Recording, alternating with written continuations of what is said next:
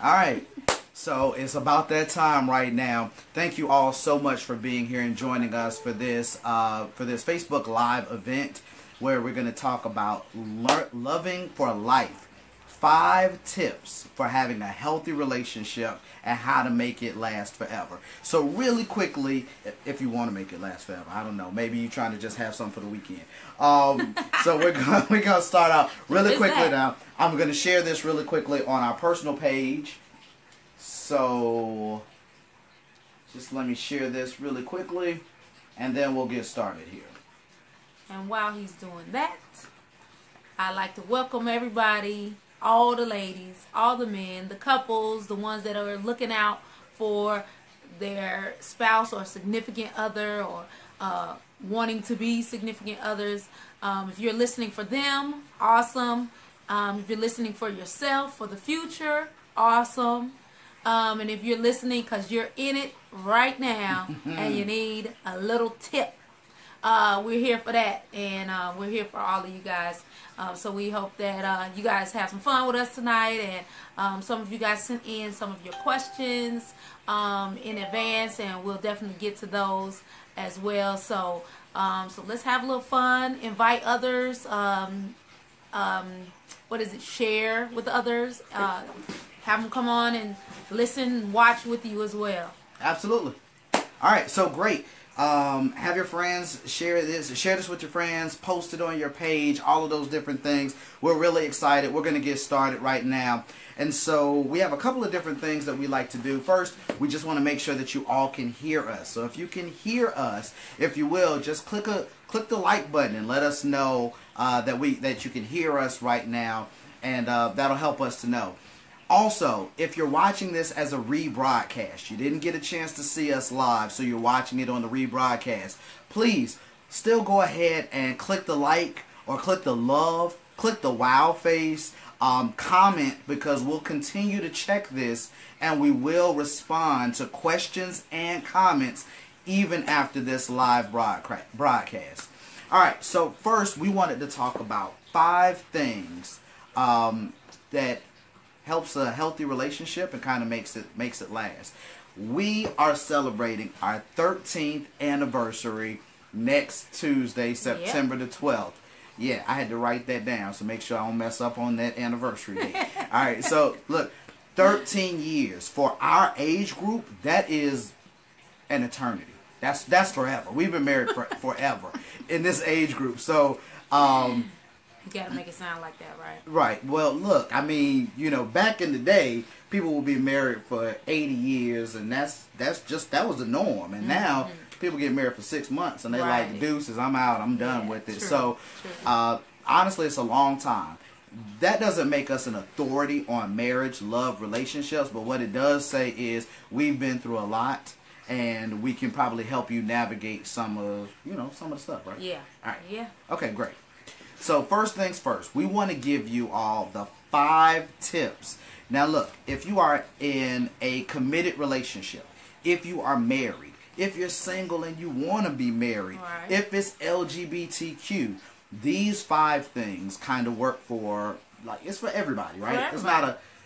It's not a specific, like, you have to be married, look, if you just want to have a happy, healthy relationship, these 5 things will definitely help. It's not all encompassing, right? Like, no. Right. No. We're not trying to be on here all night. No, and we've been married 13 years, not 50, so we can give y'all a little something, but not everything. we can give you 13 years worth of advice. That's the most we got for you. So, okay, 5 things. Let's start with number 1. Number 1, love is a choice, not a feeling. So many times we get infatuated, right?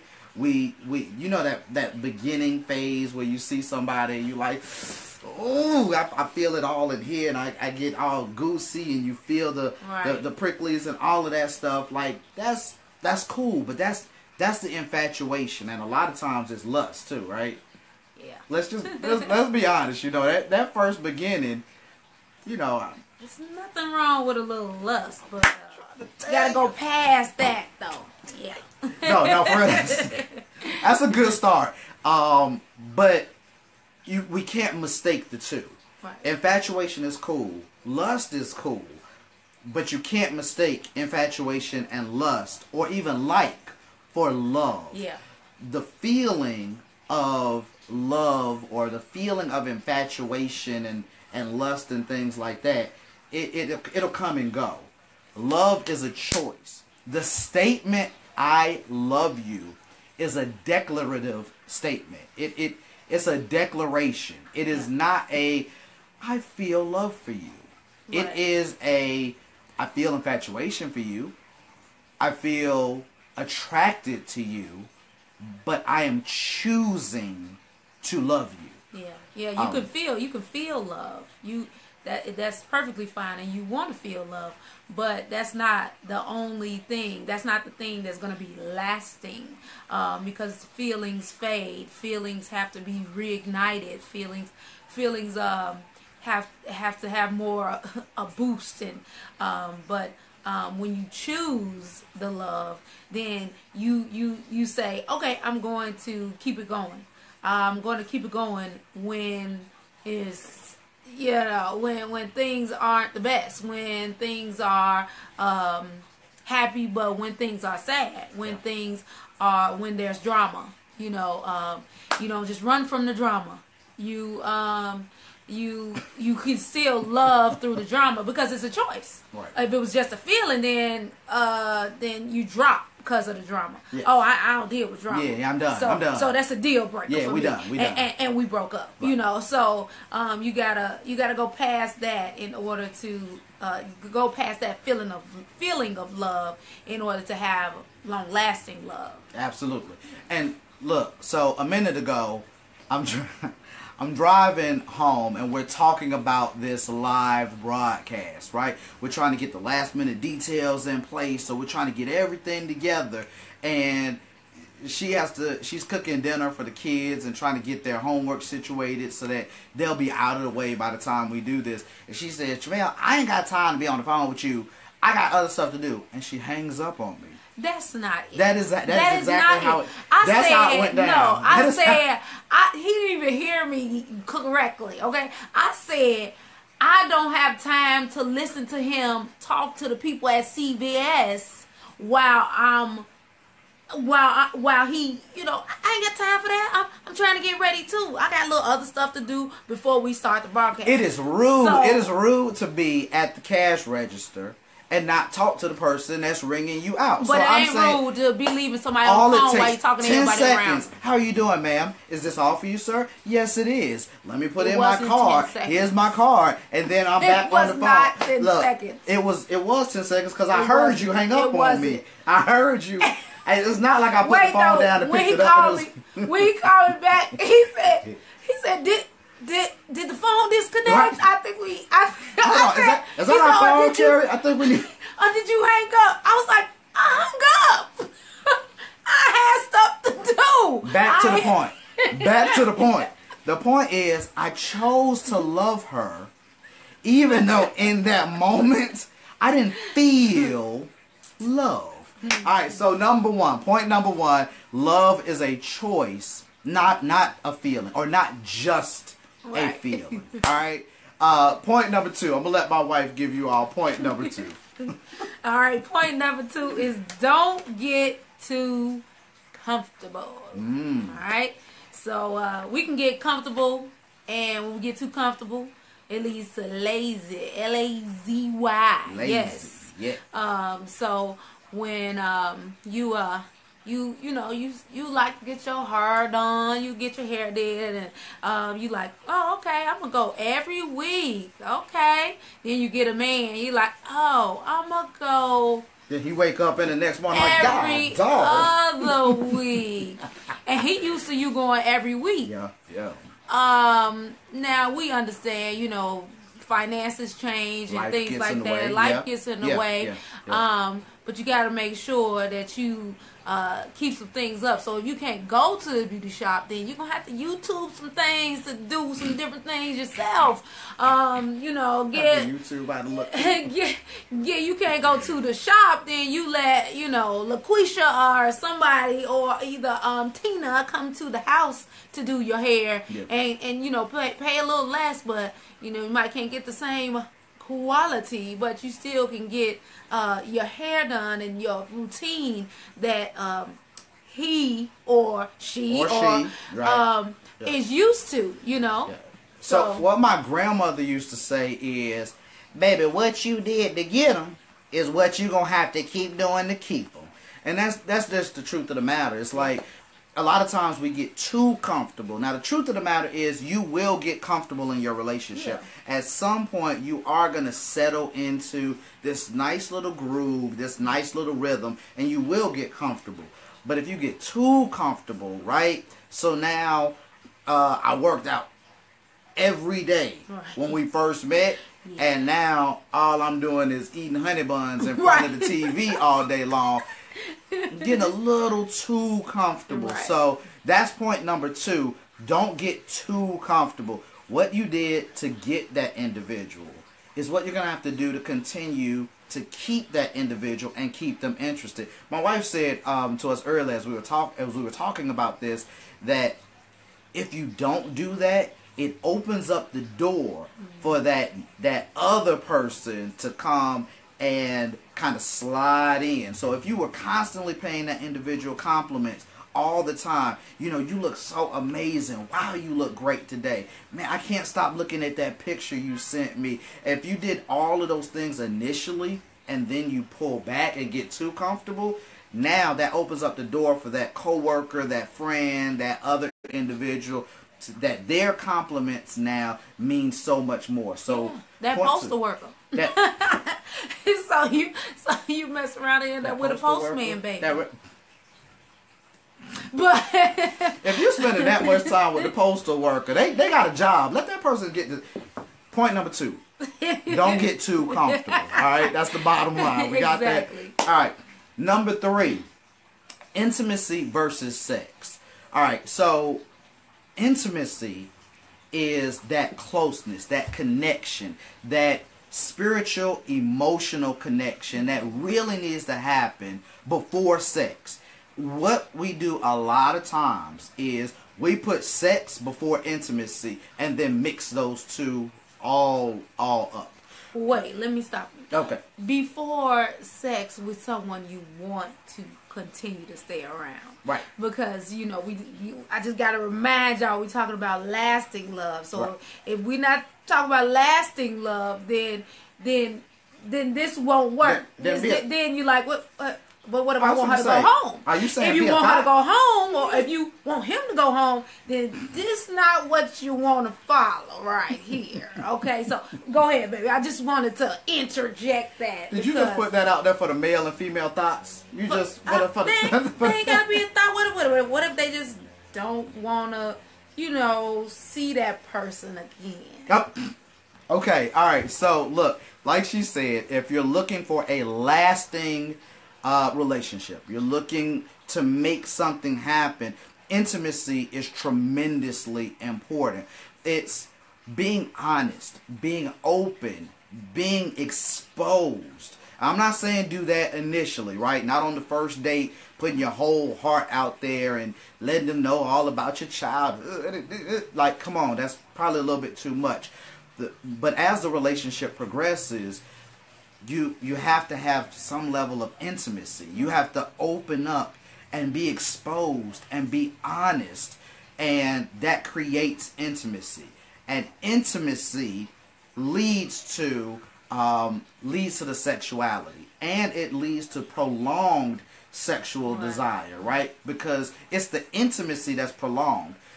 The sexuality, the sex part, at some point you done did everything, right? Let's just be honest, right? But the intimacy is, I feel like it is a driving force for the sexuality. Yeah, you can continue to have great sex when you're having great intimacy. Yes. With with whatever tricks and stuff you adding or taking away, that intimacy being the greatest trick of them all. Mm-hmm. Yeah. Okay. All right. So intimacy is the greatest trick of them all. Okay. All right. All right. Next one. Point number 4. You want to do it? Want me to do it? Point number 4. All right. This is perfect segue into point 4. Laugh often. Right? Laugh. It is okay to not be so serious. Here's what happens a lot of times in our relationships. Once we go from dating into kind of solidifying it, giving it a name, like, oh, this my girl now. This my girl. Now it just becomes serious. Like, everything's so serious now because it's a serious relationship. And so, look, laugh often. Have fun. Trip out. Go out. Continue to have that dating energy, that fun-loving energy. And don't take everything so seriously. Don't take yourself so seriously. Don't take situations so seriously. We're talking about... Okay, so... My wife messes with me all the time about basically just about everything. But it's not a nagging energy. It's a joking energy. She says real stuff with this joking energy that we can laugh about it. I know that she's serious. But I also get that it's not coming at me like, Jemel, do you know what the problem is? You need to... let the toilet seat down. You need to put the top on the toothpaste. You need to pick up your dirty drawers out of the floor. I get I need to do all of those things, but...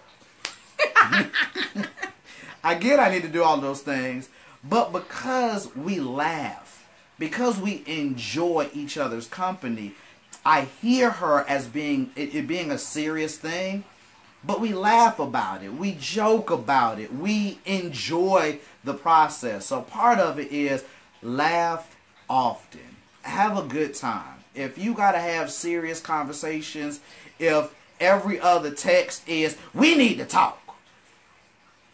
Yeah, that might be, this already might be, kind of the recipe for disaster.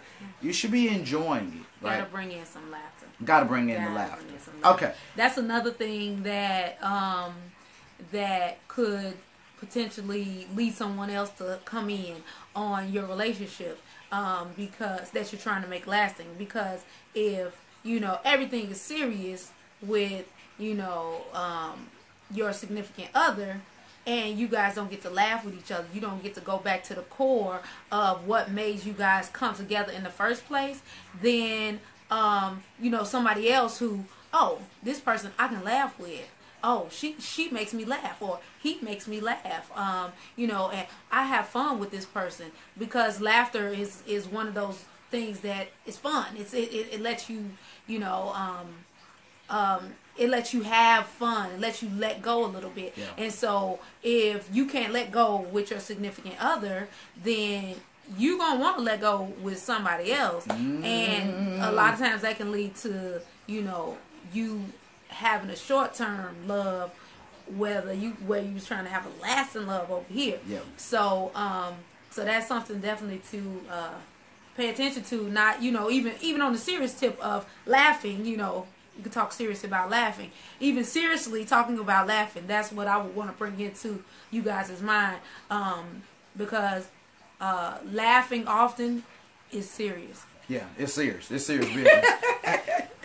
I want y'all to right now in the comments, how many times a week do you laugh with your significant other?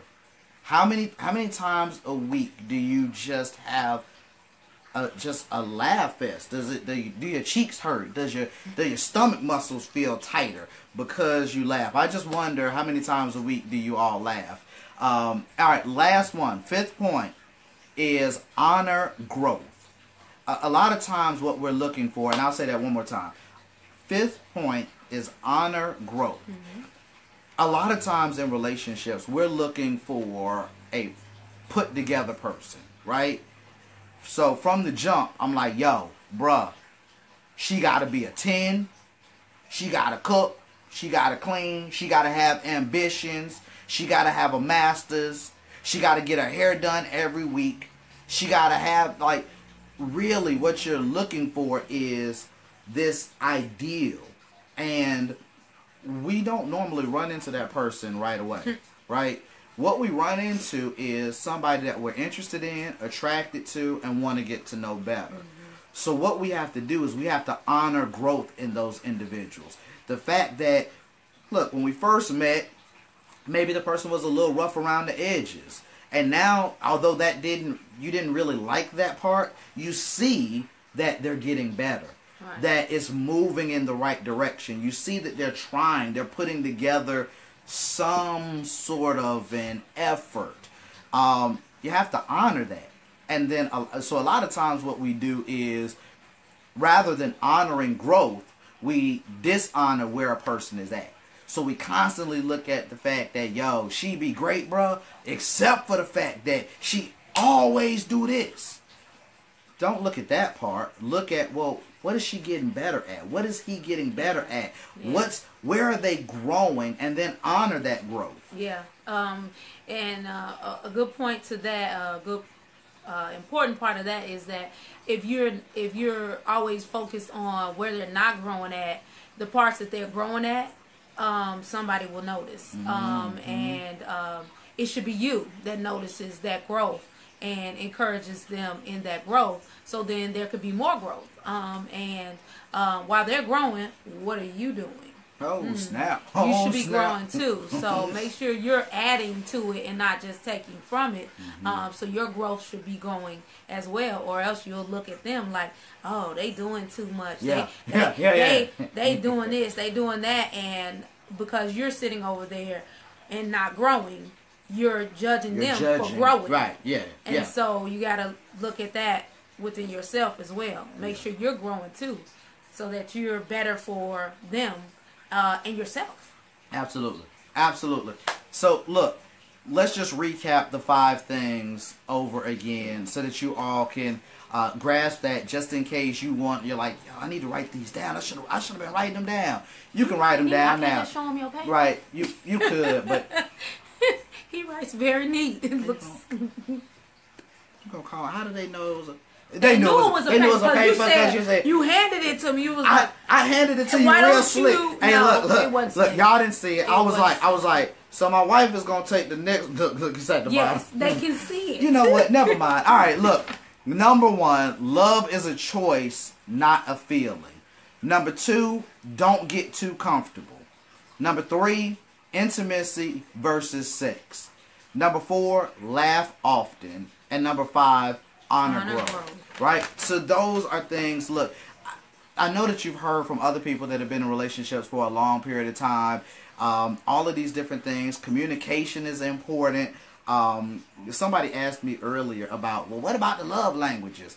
And I said, the love languages are great. But before I knew what the love languages were, empathy, being empathic, will help you even if you don't know what the label is. So before I knew, my wife's love language is acts of service, right? My wife feels loved when I'm doing something. What's going on, y'all? What's going on? Jasmine said, I made it. Never would have made it. Oh, Lord. No. Just keep going. No. Okay, never mind. All right. So, what was I saying? I don't know. You see, that? Look, this ADD kicks in. Anyway, so for these 5, let's go into what some of the questions were. But the love languages, I'm going to go into those just a second. The love languages are important, but empathy allows you that even if you don't know the name, you should be able to feel what is your significant other. What are they really looking for? Right. Because before I knew the term acts of service as a love language, I knew that my wife feels loved when I change her oil. When you clean the room.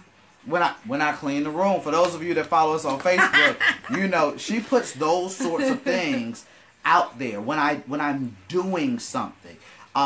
Before we knew that words of affirmation was the name for my love language, she knew I like praise. You know, you want to show him the day? oh no, the praise dance he gets.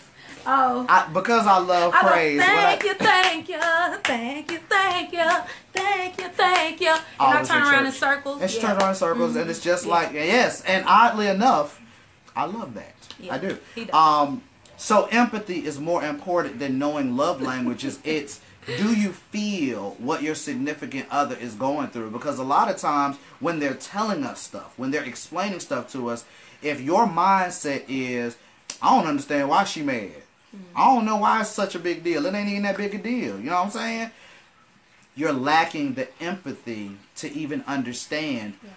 Even if you knew the name of the love language, you lack the empathy to really be able to get it. So, let's get into some of the questions that people asked, and we're just going to run through these really quickly. So we have someone sent us, do you have to keep yourself up? How do you stay attracted to somebody over time? Okay, so a couple of different things that I think about this.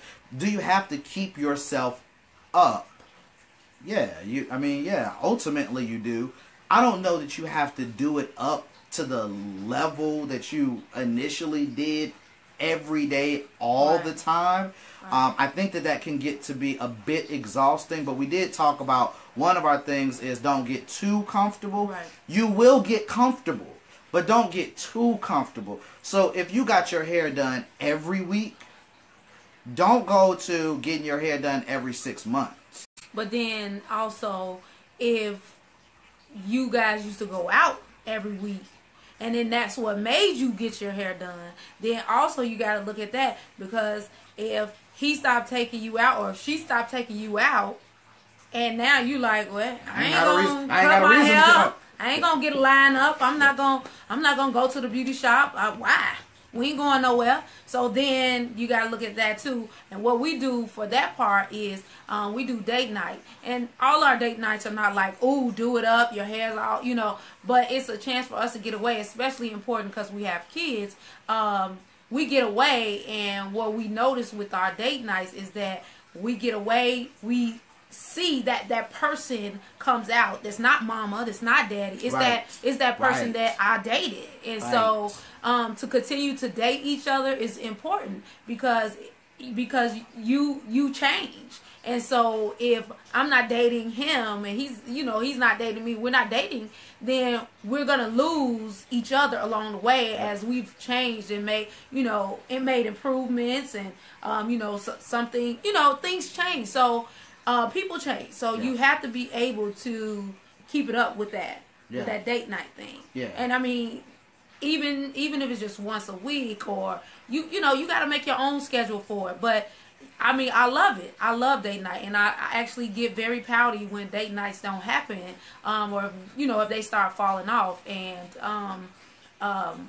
he notices because I start pouting and empathy. So, like you said, why your lip poked out? Yeah. So that's when I can wear my nicer clothes and not just wear them for students at school, at work. Look, if you follow the 5 principles, truth be told, you should continue to be attracted to the individual. Yeah. So you should be doing some work on your end, and you'll continue to stay attracted because you'll continue to work on your intimacy, minus the sex. You'll work on your intimacy. You won't get too comfortable, and you'll be laughing all the time. It's those things keep you attracted. Right. All right. But he's not saying you don't have to have sex. He's just saying have the intimacy with the sex. Yeah, that's the thumbs up for me too.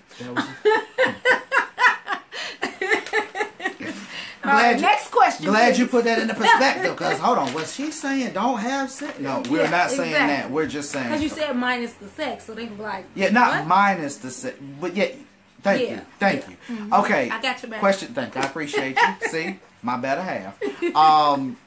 Somebody asked us, how do you deal with? It's funny how this is worded. How do you deal with entry level versus advanced? Essentially, what this individual is saying is somebody that's more sexually advanced than another individual if they get into a relationship. I think that could be pretty fun. At first, it's not gonna be fun because you gotta teach, and but the more experience has to be willing to teach, and the entry level has to be willing to learn. Because I know that if it's a man versus a woman, maybe the man doesn't want to learn from the lady, or a lot of times the woman she probably will be okay with learning from the man. But if you don't get too caught up in that part of it, like who's teaching who, and does that mean that you're dominant? Does that mean then? I think it could be pretty fun because you guys would you'd have to be really open and to that in order to deal with entry versus advanced, and so. That's where that intimacy would have made perfect sense because having that intimacy, now you already have this intimacy with this person, so you're willing to do more on the teaching side. So and because we're intimate, because we've talked about it, because we have this link of the minds, then it takes away some of that insecurity, right? When you don't talk, I feel like when you don't talk about it, when you're not intimate, then it can feel kind of weird. It can feel like, maybe you start to feel bad about yourself, or maybe you start to have these thoughts about the other individual, these judgmental thoughts, these, because you done been with everybody around the block. That's why you know how to do this. But when you have intimacy, I feel like you can come to a meeting of the minds. And then the body can kind of fall into place behind that.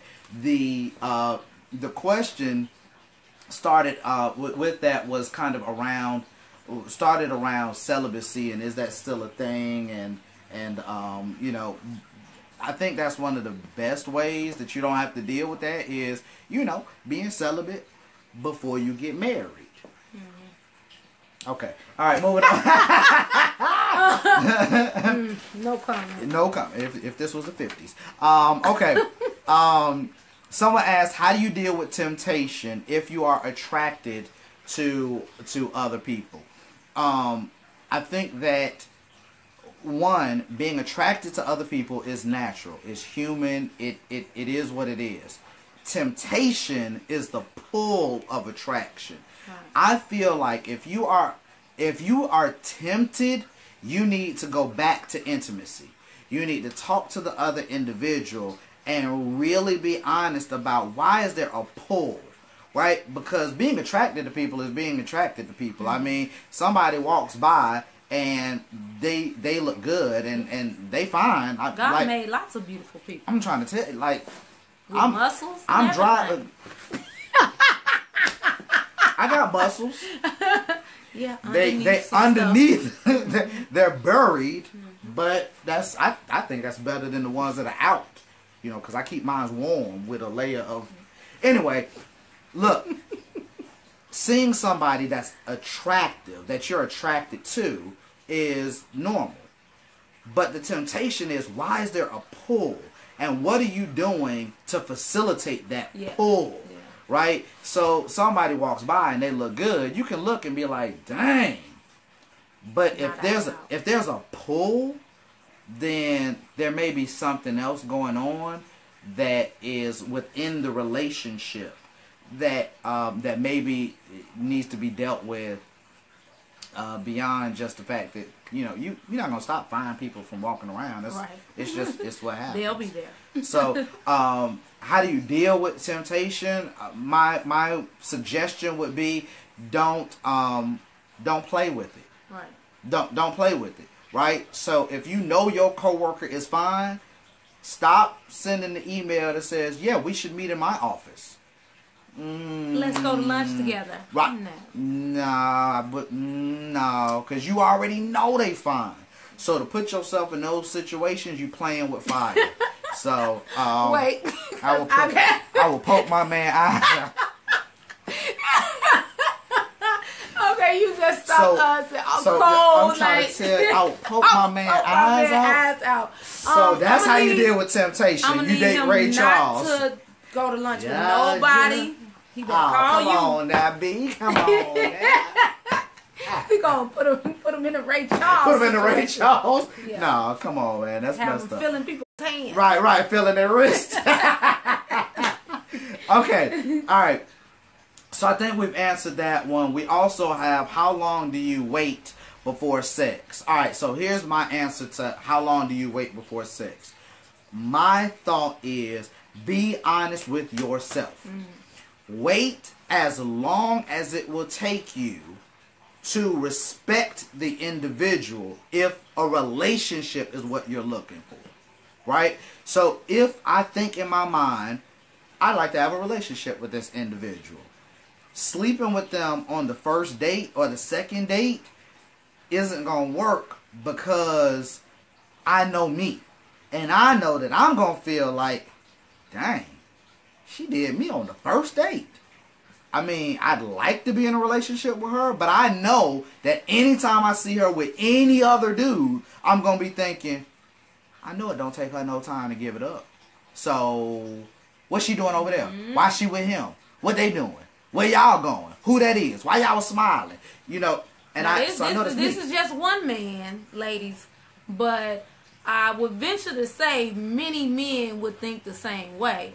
Because I know, you know, some of us might be in a relationship with somebody they slept with on the first date, and, you know, or a second date or whatever. And that happens, and it can be lasting. Yeah. You know, each man is going to be different, but I'm pretty sure many men would think the same way, which is why it goes back to you. How is it going to make you feel to be respected and to respect that individual for, you know, having sex with them when you do have sex, when you do get ready to have sex with them. Right. And I do think that that's cool. It's okay to kind of put that out there in the front. You know, Steve Harvey, we talked about this. Steve Harvey has his book, Act Like a Lady, Think Like a Man, and it has this 90-day rule. One of the things I like about the 90-day rule is it establishes it from the jump. So there are no expectations. So for the guy or for the girl, there's no thought that, oh, it's the third date, bruh. Third date, you know what happened on the third date. It's like, no, we've already set these expectations that I'm not willing to do it in this time frame. But I do think that it's a highly personal choice for how long you wait.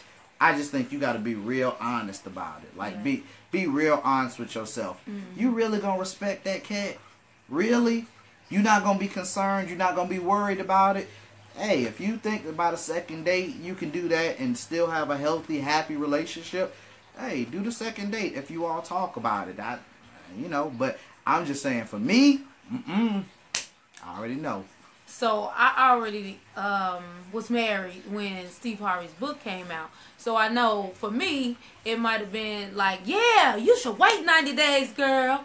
And that's how I feel. But now I'm already married. So if I was out in the dating world, I would think I would subscribe to something similar, where there's a lengthy period of time. Whereas if he couldn't hang in 90 days or whatever, 60 days, I'll probably try to do a different amount of days so that he wouldn't be trying to calculate, oh, she probably read Steve Harvey's book. She probably going to make me wait 90 days, and then he get all extra interested when it's close to 90 days. So 89th day, yes. I probably would subscribe to something, similar for me, just because I think that if it's somebody that I'm trying to, see if this gonna go anywhere for real, then I might want to do, something similar, because I want to see if this person is lasting, because 90 days actually is not that long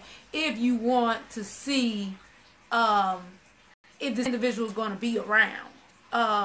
Because you're investing, you could be investing, there's plenty of people that invest years of their time into a person and then still turn around and be like, oh, I'm done. you know. And so up front, if you put in that front load, and you upload the importance of waiting and paying attention to who this person is in the beginning, you don't get it clouded as much with the sex, because you know that can be good or that can be bad.